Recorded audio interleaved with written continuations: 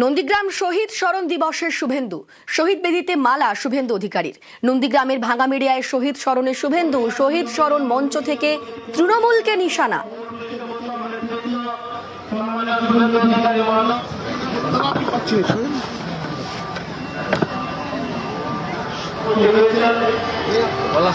শহীদ বেদিতে মালা দেন শুভেন্দু অধিকারী, আর শহীদ স্মরণ মঞ্চ থেকে তৃণমূলকে নিশানা শুভেন্দু।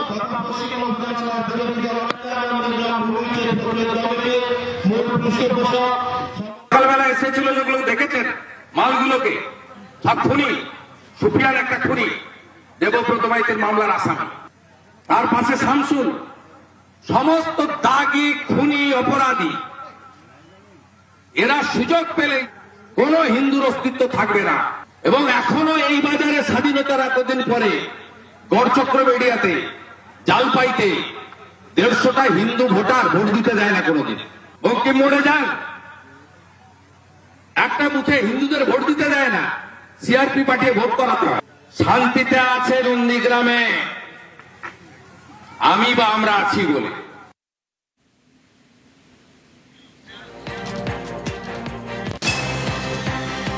নন্দীগ্রাম শহীদ স্মরণ দিবসের শুভেন্দু, শহীদ বেদিতে মালা দেন শুভেন্দু অধিকারী।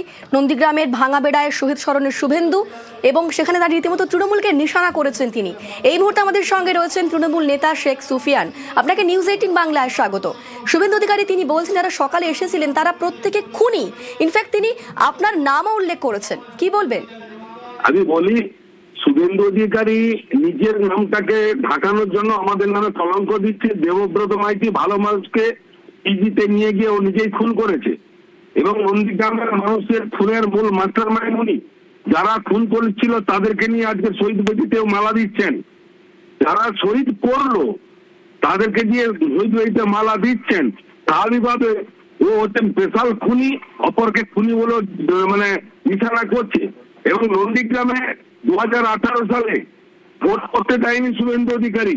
তৃণমূল কংগ্রেসের থেকে মানুষের গণতান্ত্রিক অধিকারকে কেড়ে নিয়েছিল শুভেন্দু অধিকারী। ও অন্য লোককে বলছে যে আমরা নাকি ভোট করতে দেব না।